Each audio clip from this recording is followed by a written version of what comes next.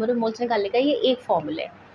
दूसरा फॉर्मूला होता है जिसमें number of particles divided by Avogadro's constant होता है। तो जहाँ पे मास दिया है ग्राम्स में दिया हुआ है वहाँ पे आप ये वाला फॉर्मूला यूज़ करेंगे। डिपेंड करता है क्वेश्चन में दिया क्या है, हो सकता है उन्होंने ये ना दिया हो, आपको मोल्स दिया हो। मान लो उन्होंने क्वेश्चन में दे दिया 3 मोल्स ऑफ NH3 गैस में कितना मास होता है।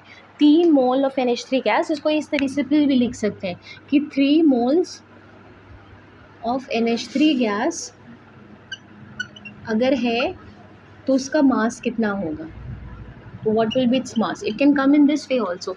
तो उस केस में आप क्या करेंगे, नंबर ऑफ मोल्स में क्या रखेंगे 3, क्योंकि it is already given in the question. NH3 gas है तो उसका मास उन्होंने पूछा है what is the mass. NH3 gas है तो ऑब्वियस है उसका मोलर मास कितना आएगा 17। तो again 17 into 3 that is 51 gram. So it can come in this way also, the question can come. It is not necessary कि आपसे सीधे सीधे डायरेक्ट फॉर्मूला बेस्ड क्वेश्चन ही पूछे कि आपको बस वैल्यूज़ फॉर्मूले में रखनी है, वो उसको ट्विस्ट करके भी पूछ सकते हैं। तो this question can come in this form also, they can ask you the question in this way also, right. So you just need to remember the formula. आपको सिर्फ ये पता होना चाहिए, क्वेश्चन में ध्यान से देखो दिया क्या है और निकालना क्या है। अगर पूछ रहा है कि 50 ग्राम ऑलरेडी दिया हुआ है तो नंबर ऑफ मोल्स निकालना है, और अगर नंबर ऑफ मोल्स दिया हुआ है तो मास निकालना होगा। मोलर मास हमें पता ही होता है, वो हम कैलकुलेट कर सकते हैं अगर हमें एटॉमिक मास मालूम है, right? So this is how you calculate number of moles using the formula given mass upon molar mass, ठीक है। अब एक नेक्स्ट करते हैं जिसमें हमें उन्होंने आपको दिया होगा नंबर ऑफ पार्टिकल्स, ठीक है। Let me just give you another question,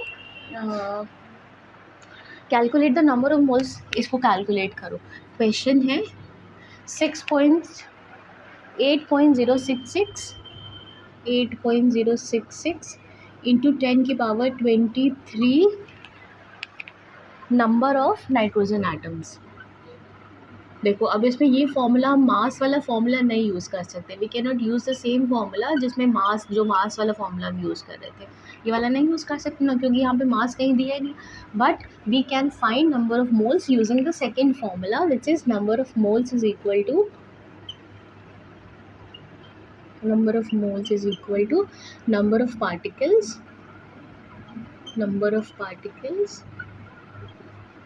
upon Avogadro's constant. Using this formula we can solve such numericals, ठीक है। तो यहाँ पे नंबर ऑफ मोल्स हमें निकालना है। प्रोवाइडेड क्या है, what has been provided in the question, number of particles, Avogadro's constant हमें पता ही होता है, ठीक है। तो यहाँ पे नंबर ऑफ पार्टिकल्स रखेंगे 8.066 इंटू 10 की पावर 23 डिवाइडेड बाय 6.022 इंटू 10 की पावर 23, ये कट ही जाएगा।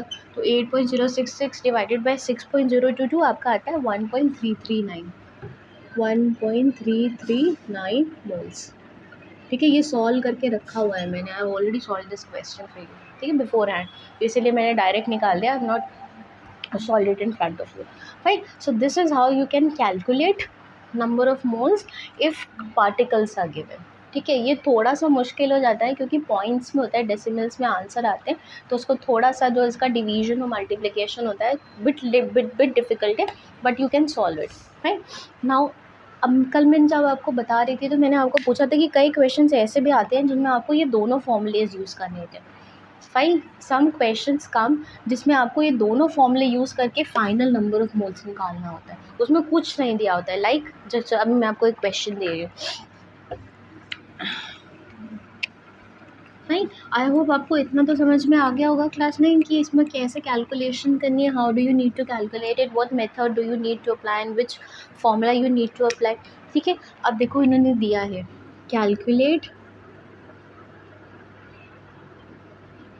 Calculate the number of sodium ions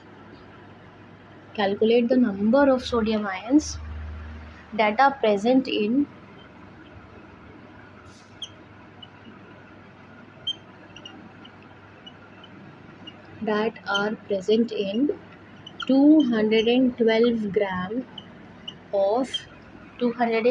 gram of sodium carbonate,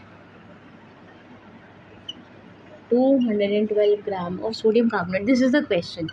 अब आप सोचेंगे भाई ये कैसे करें, इसमें तो कुछ भी नहीं दिया ना, नंबर ऑफ मोल्स दिया है, सिर्फ मास दिया हुआ है and nothing else is provided, how do we solve it. अब आप ये फॉर्म बहुत आसानी से सॉल्व कर सकते हैं। ये ऐसे क्वेश्चंस हैं जिनमें आपको दोनों फॉर्मूले यूज़ करने पड़ेंगे because they are asking you number of ions, तो आपको ये चीज़ निकालनी है। This is what you need to find, number of particles. ना आपके पास ये है, आपको सिर्फ ये बताया एवोगाड्रोस कांस्टेंट, ठीक है, और यहाँ पे मास दिया हुआ है, नंबर ऑफ मोल्स भी नहीं दिया हुआ है कि हम ये फॉर्मूला यूज़ कर लें। तो पहले मास वाला फॉर्मूला यूज़ करके नंबर ऑफ मोल्स निकालेंगे, उस नंबर ऑफ मोल्स की जो वैल्यू आएगी उसको यहाँ पे रखेंगे और फिर नंबर ऑफ पार्टिकल्स निकालेंगे। So these are questions, such questions in which you have to use both the formulas and then come to the final answer, ठीक है।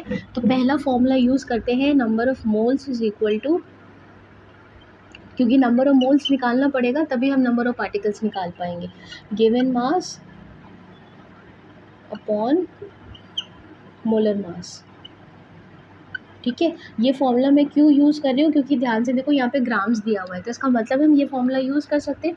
तो नंबर ऑफ मोल्स एक से अगर गिवन मास कितना है 212 और मोलर मास कितना होता है सोडियम कार्बोनेट का, कैलकुलेट कर लो, 23 उसका एटॉमिक मास होता है, 2 एटम्स हैं, कार्बन का 12 प्लस 16 ऑक्सीजन का होता है, उसके 3 एटम्स है, 3 एटम्स है ना। तो 23 इंटू 2 46 प्लस 12 प्लस 16 3 ज़ा 48, ठीक लिखा है ना। 46 और 12 58 प्लस 48 106 आ रहा है ना, ठीक है। So molar mass, number of moles कितना आएगा, x is equal to 212 divided by 106, ठीक है। तो इसको जब डिवाइड करोगे तो आंसर क्या आएगा, 212 डिवाइडेड बाय 106। एक मिनट को मैं बताती हूँ, कैलकुलेट करके बताती हूँ। 212 डिवाइड, फाइन, तो इनको डिवाइड करोगे जब 212 डिवाइडेड बाय 106 तो आंसर आएगा 2। तो नंबर ऑफ मोल्स कितना आ रहा है, number of moles is equal to 2। तो आपने क्या कैलकुलेट कर लिया, नंबर ऑफ मोल्स। लेकिन अभी भी हमारा पूरा क्वेश्चन सॉल्व नहीं हुआ है because they are not asking you calculate number of moles, वो आपसे पूछ रहे हैं calculate number of sodium ions. आपको ये चीज़ चाहिए, you need to come to this, fine. तो इसीलिए इसको निकालने के लिए हमें पहले नंबर ऑफ मोल्स निकालना पड़ेगा, जो कि हम इस फॉर्मूले को यूज़ करके निकाल सकते हैं क्योंकि ग्राम्स दिया हुआ है, गिवन मास दिया हुआ, ठीक है। अब दूसरा फॉर्मूला पुट करो, number of moles is equal to number of particles upon Avogadro's constant, ठीक। दूसरा फॉर्मूला जब पुट करेंगे तो हमें नंबर ऑफ पार्टिकल्स मिल जाएंगे। नंबर ऑफ मोल्स हम निकाल चुके हैं, कितना है 2 is equal to, number of particles नहीं पता वही पूछा है, एवोगाड्रोस कांस्टेंट कितना होता है 6.022 into 10 raise to the power 23। तो x कितना हो जाएगा या नंबर ऑफ पार्टिकल्स कितने हो जाएंगे 6.022 into 2 into 6.022 into 10 raise to the power 23 into 2, जो कि आपका आएगा 12 पॉइंट, कितना आता है वैल्यू उसकी 12 पॉइंट या 2.4, अगर उसको राउंड ऑफ करोगे